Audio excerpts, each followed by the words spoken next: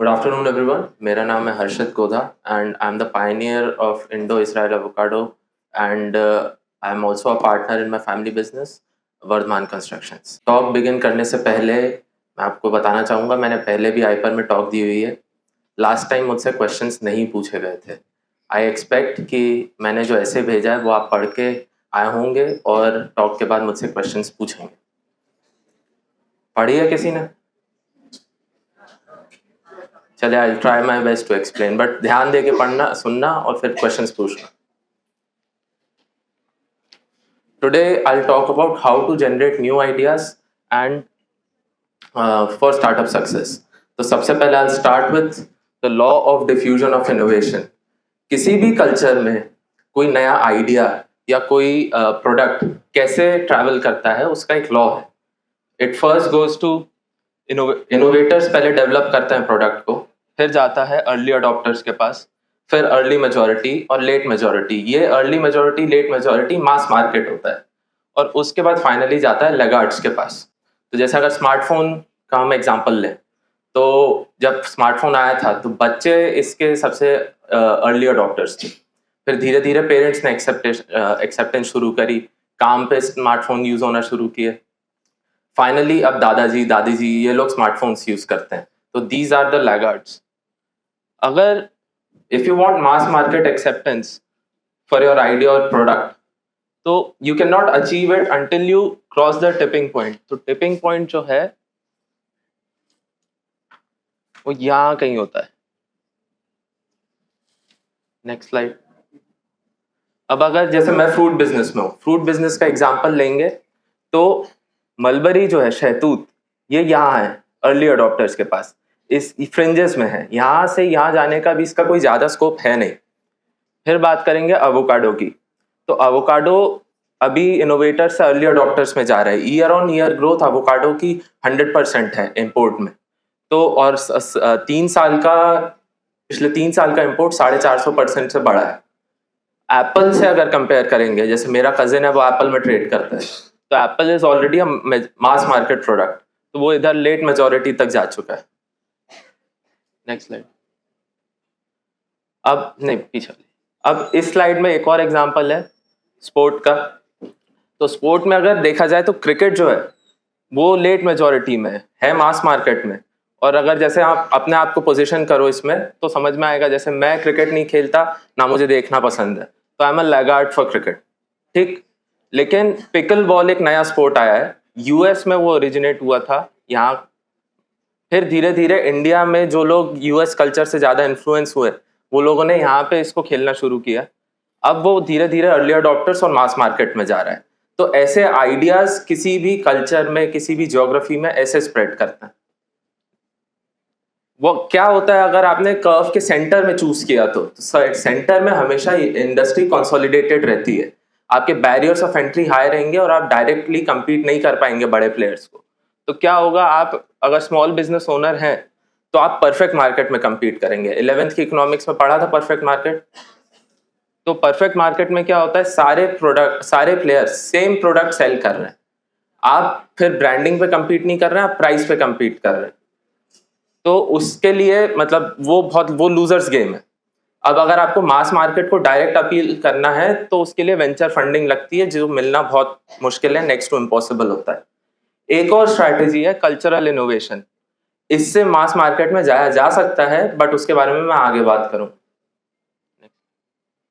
तो how to choose the right product और service. तो इसमें 3 तरीके होते हैं जब भी आप मार्केट में नया प्रोडक्ट लाते हैं: इंक्रीमेंटल इनोवेशन, डिसरप्टिव इनोवेशन और कल्चरल इनोवेशन.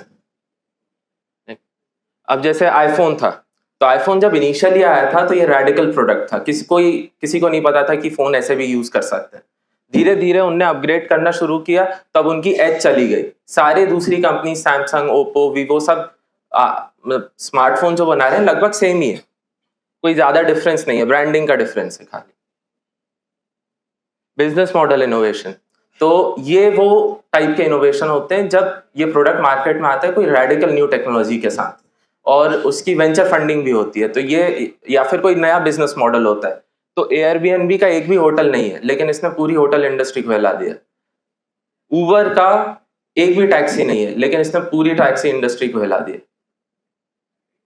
अब आते हैं कल्चरल इनोवेशन पे। तो कल्चरल इनोवेशन जो है, ये ब्रांड है माउंटेन वाटर की, पानी बेचते हैं ये और इसको कैन में बेचते हैं। इनका आइडिया है डेथ टू प्लास्टिक, ये 1 बिलियन की इसकी वैल्यूएशन है यूएस में। और नेक्स्ट स्लाइड। ये हाईलाइट नहीं करते कि ये सस्टेनेबल है, इनकी प्रैक्टिसेस हैं कि ये सस्टेनेबल है। बाकी सारी जो कॉम्पिटिटर्स हैं इनके, वो हाईलाइट करते हैं कि हम सस्टेनेबल प्रैक्टिसेस यूज करते हैं, प्लास्टिक रिसाइकिल करते हैं।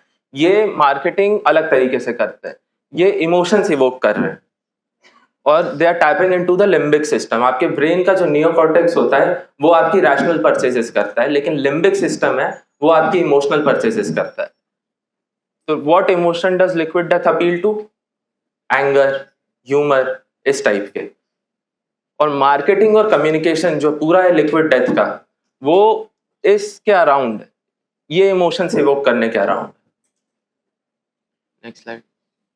फिर बाद में उनने भी इंक्रीमेंटल इनोवेशन किया, तो ये फिर फ्लेवर्ड पानी, कुछ नहीं है, रुआवजा टाइप का पानी मिला के बेच रहे हैं।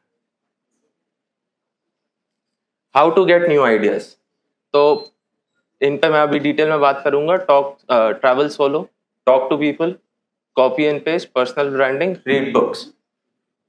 नेक्स्ट। जब आप दूसरी जगह ट्रैवल करते हैं, स्पेशली सोलो, मेरे को 10 साल हो गया अकेले ट्रैवल करते हुए, तब आपको वहां पे आइडियाज मिलते हैं कि दूसरे लोग कैसे रह रहे हैं, क्या कर रहे हैं, क्या खरीद रहे हैं, मार्केट में क्या बिक रहा है, और आप वहां से क्या कॉपी करके अपनी ज्योग्राफी में डाल सकते हो। नेक्स्ट। Talk to people. ज्यादातर मैंने नोटिस किया है जब भी मैं गाइडेंस मांगता हूँ किसी से, वो मुझे हेल्प कर देते हैं। तो you have to learn the art of selling yourself and you have to ask for guidance. तो पीछे करना।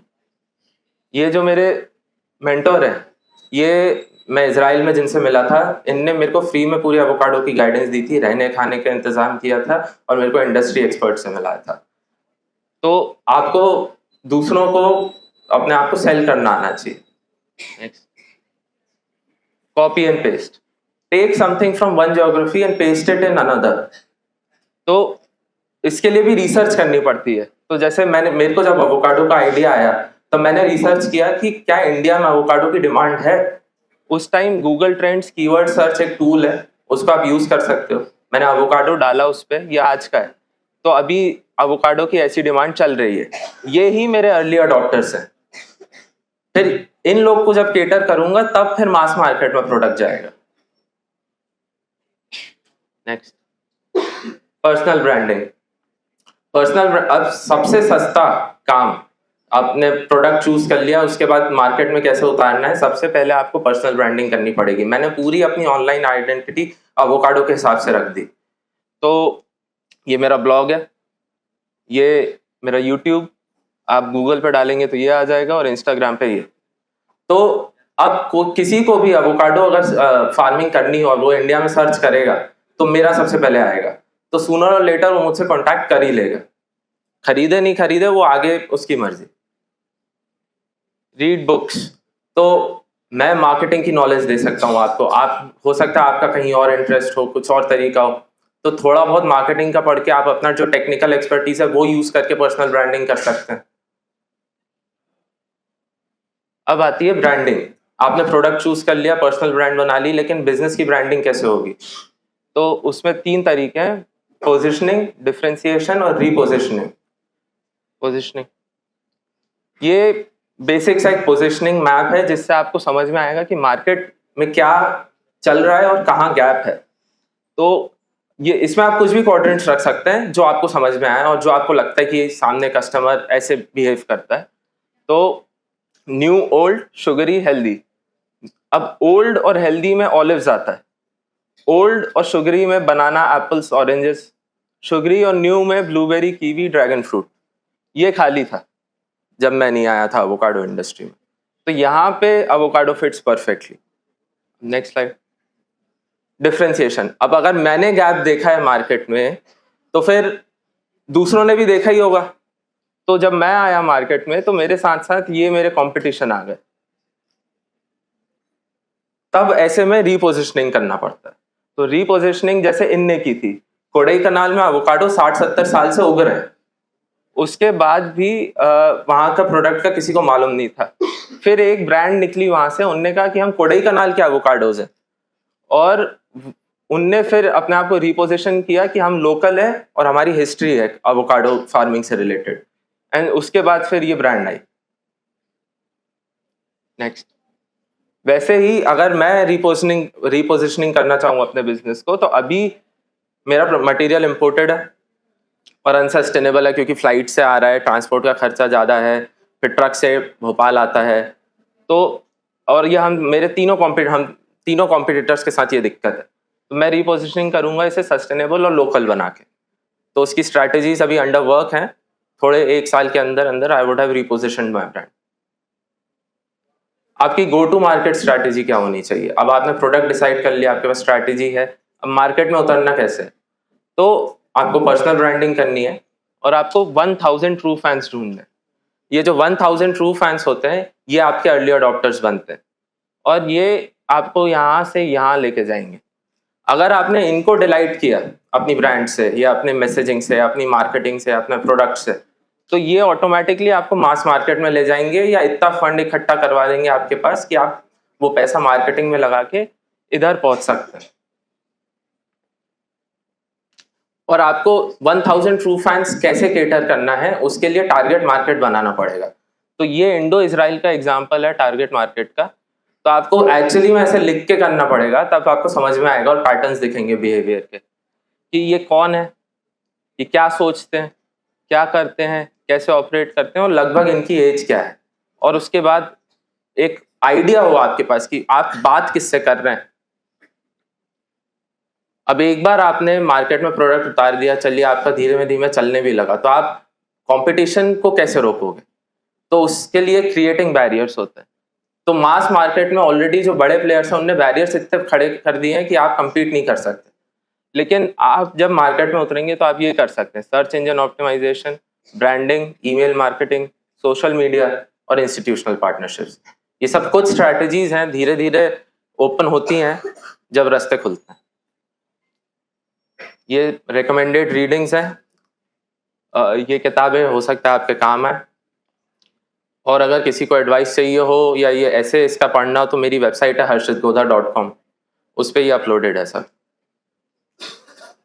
That's it for today. किसी के कोई क्वेश्चंस? आपकी जो मार्केट थी इंडिया से इजराइल सप्लाई कर रहे हैं, फिर इजराइल टू इंडिया कर रहे हैं, उसका कुछ इम्पैक्ट था कि इजराइल ईरान वॉर हुआ था, उसका कुछ इम्पैक्ट आपको अपनी मार्केट पे दिखा था? हाँ, बहुत ज़्यादा। तो क्या हुआ कि जो मेरा फर्स्ट कंसाइनमेंट आया था 2021 में, उसमें मेरा जिस दिन माल आना था उस दिन इजराइल एयरपोर्ट, तेल अवीव में अटैक हो गया था और कंसाइनमेंट अटक गया था, एयरपोर्ट बंद और कोल्ड स्टोरेज पे था मेरा माल। वो वापस फार्म गया, फिर वहाँ 1 महीना रहा, फिर वापस मेरे पास आया, तो मेरे शिपमेंट्स डिले हुए। फिर अभी मैंने रिसेंटली मंगाया था 2024 में ही, तो उसके बाद वहाँ अप्रैल के टाइम पे इजराइल में फिर अटैक हुआ था, जिसका आप बात कर रहे हो, ईरान का। तो उस टाइम पे मैंने 3 कंसाइनमेंट मंगाए थे, तीसरा अटक गया था। तो वो पहले पेरिस गया और पेरिस से इंडिया है, क्योंकि एयर इंडिया बंद हो गई थी, एयर फ्रांस चल रही थी। तो देना पड़ता है ना खर्चा।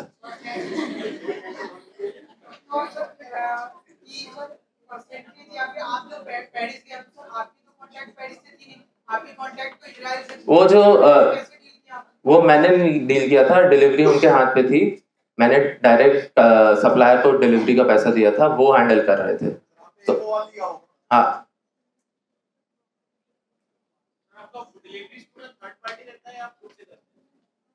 प्लांट की एक्सपोर्ट नहीं कर रहा हूँ, I am selling plants right now. मैं प्लांट मंगाता हूँ इजराइल से और पैन इंडिया प्लांट सेल कर रहा हूँ।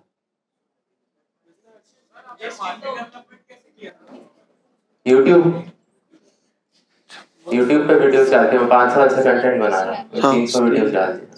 सर, जब आपने अपना बिजनेस स्टार्ट किया था, जो आपको इनिशियल फंडिंग चाहिए थी, आपको कैपिटल चाहिए थी, तो आपने कहाँ से ली थी? वो कहते हैं अपन किसी इन्वेस्टर से ली थी या कहते आपके पास पहले से थी? मतलब फैमिली बैकग्राउंड? मेरे फैमिली के पास थी। मैंने आपको बताया मेरा कंस्ट्रक्शन का भी काम है फैमिली का, तो उन लोगों ने फंड किया था, 40 लाख के आसपास लगा था।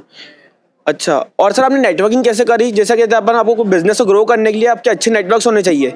जैसे एक तो आपने बता दिया सोलो ट्रैवलिंग के अलावा और कैसे अपन नेटवर्किंग कर सकते हैं? एक मिनट सबका सुन रहा हूँ, एक मिनट। सोलो ट्रैवलिंग के अलावा अपन और अपनी नेटवर्किंग कैसे कर सकते हैं कि जिससे इंटरनेट, आप लिंक्डइन पे लोगों को सर्च करो, आपको किन से बात करनी है, तरीका होता है लिखने का या हेल्प मांगने का।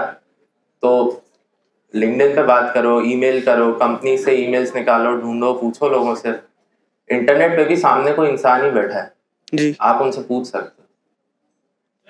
हाँ, थैंक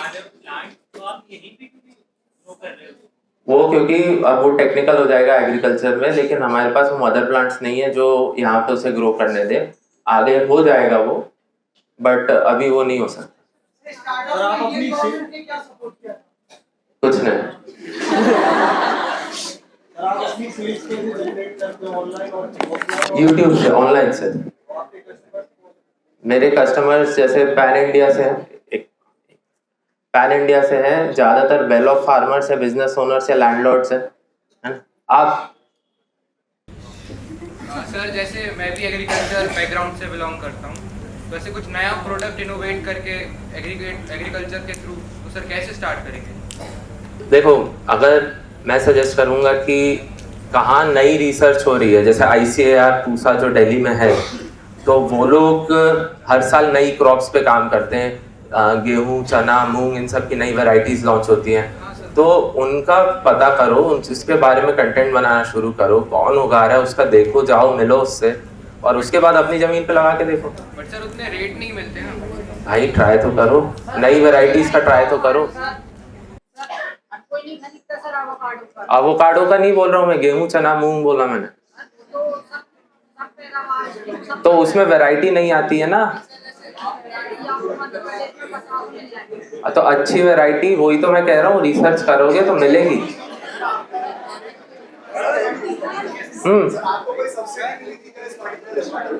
पॉली हाउस के लिए मिली थी, स्ट्रक्चर के लिए। परसेंट देखो, उसमें क्या होता है, सब्सिडी वो बोलते हैं कि 30-35% देंगे, लेकिन कॉस्ट नॉर्म्स जो होते हैं वो आज से 5 साल पुराने होते हैं, तो मुश्किल से 20% की सब्सिडी मिलती है एक्चुअल में। सारे खर्चे नहीं, सारे खर्चे काटोगे तो और कम हो जाएगी। खर्चे कौन से होते हैं वो समझ जाओ। हाँ, 1 करोड़। अब यार ऐसे नहीं, 1 करोड़ था, अब इस बार की एक्सपेक्टेशन मेरी 60-70 की है, क्योंकि कंपटीशन आ गया है मार्केट में। हाँ, 2,500। 5 लाख। भाई 1 करोड़ का टर्नओवर कैसे माइनस में जा रहा है? मैं पौधे बेच रहा हूँ। अब तू चुप बैठ 2 मिनट।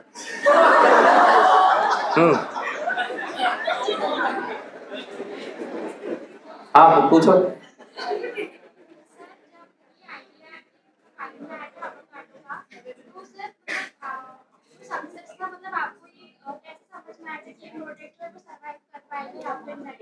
रिस्क था ना,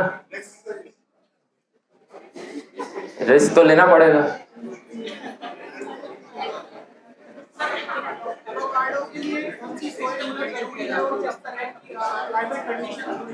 देखो, एवोकाडो रिलेटेड क्वेश्चंस आप मेरे YouTube पे सर्च कर सकते हो, 300 से ज्यादा वीडियोस बनाए मैंने। इंडो इजराइल एवोकाडो नाम है चैनल का।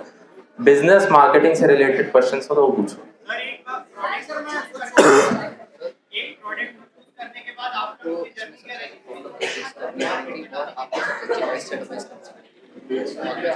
पूछता हूँ। इनने क्वेश्चन पूछा है मेरे को, सबसे ज्यादा प्रॉब्लम कहाँ फेस करनी पड़ी थी और क्या था, बेस्ट एडवाइस। तो देखिए, प्रॉब्लम सबसे ज्यादा थी गवर्नमेंट से डील करने में, लाइसेंसेस लेने में, क्योंकि इसका कोई स्टैब्लिश सिस्टम कहीं ऑनलाइन था नहीं। दफ्तर जाके मुझे खुद ढूंढना पड़ता था। मेरी फैमिली का कंस्ट्रक्शन का बैकग्राउंड है, एग्रीकल्चर का नहीं है, तो हमें पता नहीं था कि किससे बात करनी है, क्या करना है। तो लाइसेंसेस मिलने में सबसे ज़्यादा टाइम लगा। फिर इजराइल से माल नहीं आ पा रहा था क्योंकि कोविड हो गया था 2020 में, तो वो प्रॉब्लम थी, ये था। और मार्केट में गैप कैसे फाइंड किया था? यार मैं एक्चुअली हेल्थ एंड फिटनेस को लेके सीरियस था। पहले मैंने सोचा था कि मैं क्लोथिंग अपैरल पे जाऊंगा, तो उसमें वही नाइकी, एडिडास, ये सब बड़े बड़े प्लेयर्स बैठे थे। इनसे डायरेक्ट compete करना हो तो बहुत पैसा लगता है। फिर मैंने सोचा कि सप्लीमेंट ब्रांड, प्रोटीन, ये सब, तो उसमें भी इनिशियली पैसे बहुत लगते हैं। फिर जब एवोकाडो का आइडिया आया तब देखा कि यार इसको तो उगाने में ही 3 साल लगेंगे, और उसके बाद फिर मेरे पास कुछ हाथ में होगा लोगों को बताने के लिए। तो तब मेरे को लगा कि अगर मैं आज से कंटेंट बनाना शुरू करता हूँ तो 3 साल में मैं सबसे आगे रहूंगा। तो अब मैंने उतना SEO कर दिया है, तो अब सबसे ज़्यादा मेरे पास लीड्स आती हैं, ऑनलाइन ही आती हैं। तो वही मेरा कॉम्पिटिटिव एज है, और वही वहीं पे गैप था, वो मैंने फिल कर दिया। अभी भी कॉम्पिटिटर आए हैं मार्केट में, लेकिन वो उतनी, उनकी मार्केटिंग थोड़ी अलग है, उनका कस्टमर बेस थोड़ा अलग है। मैं थोड़ा यूथ को अट्रैक्ट करता हूँ, वो लोग थोड़ा एजेड फार्मर्स को अट्रैक्ट करते हैं। सर, आपसे इस बिजनेस में कौन कौन सी गलतियां हुई हैं जो हमें फ्यूचर में नहीं करनी चाहिए? आप अगर कुछ रिकमेंड कर पाए। ज्यादा गलतियां नहीं हुई यार। ऑनेस्टली प्रॉब्लम, अगर फंड्स और होते तो मार्केटिंग और अच्छी कर पाता स्टार्टिंग से ही। और हाँ, ये गलती थी कि अगर मेरे को ये पूरा तरीका पता होता इंपोर्ट का तो मेरे 1-2 साल बच जाते। तो जो मैं आज कर पा रहा हूँ वो मैं 2 साल पहले अचीव कर चुका होता। क्योंकि मैं इजराइल गया था रहने 2017 में, काम शुरू करने वाला था 2019 में, और एक्चुअली शुरू किया 2021 में। तो 19 से 21 का टाइम मेरा बच गया। हाँ, भी सोचना पड़ता है। जैसे आप इंपोर्ट कर रहे हो तो यहाँ पे इंडिया में कोई होगा जो एवोकाडो को पहले से रिसर्च कर रहा होगा, तो खुद ही अगर प्लांट बना के जीन एडिटिंग करके अगर वो प्रेजेंट करे तो आपका बिजनेस कोलैप्स हो जाएगा। तो सोचा है? हाँ, तो देखिए इसमें जीन एडिटिंग पॉसिबल नहीं है, ये नॉन GMO है एवोकाडो। और दूसरा, इसके जेनेटिक्स में जाना पड़ता है, तो वो थोड़ा टेक्निकल है, बट एवोकाडो के प्लांट को प्रोपोगेट करना इतना आसान नहीं है। अगर आपको मार्केट में सक्सेस आना है और प्लांट बनाना है तो फ्यूचरिस्टिक तो सोचना पड़ेगा। वो मेरे पास ऑलरेडी उसके मतलब मेरे पास मदर प्लांट्स हैं, लेकिन वो अभी रेडी नहीं है कि मैं मार्केट में उसका प्रोडक्ट बेच पाऊँ। अभी यंग है पौधा, तो पौधे को जितना टाइम लगेगा ग्रो करने में उतना तो लगेगा। और अगर इसमें एक और चीज़ है, क्योंकि सर्च मोनोपोली मेरी है, इंटरनेट पे डालोगे सर्च से मेरा ही आएगा। तो यूजुअली क्या होता है, अब मैं नेटवर्क में हूँ इसलिए कि ज़्यादातर अपॉर्चुनिटीज़ मुझे ही मिलती हैं।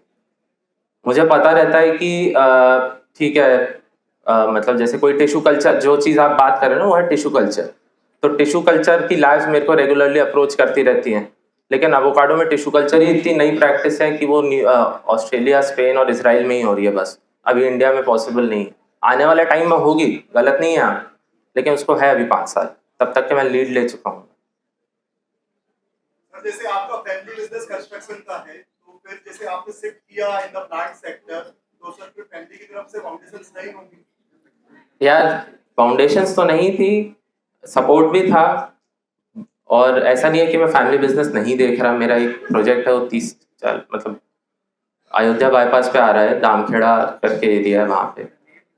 उसमें मल्टी स्टोरी के फ्लैट्स हैं, तो वो मैं ही देख रहा हूँ। इससे पहले एक प्रोजेक्ट कर चुका हूँ, तो दोनों प्रोजेक्ट मैं साइमल्टेनियसली हैंडल कर रहा था। मेरा पैशन एवोकाडो में ज़्यादा है, बट ऐसा नहीं है कि फैमिली से लड़के कर रहा हूँ या उनका सपोर्ट नहीं था, उनका हमेशा से सपोर्ट था। ठीक है,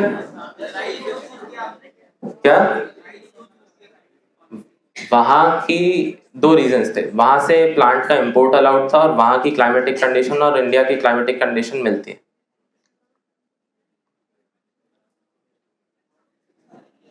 चलिए, थैंक यू।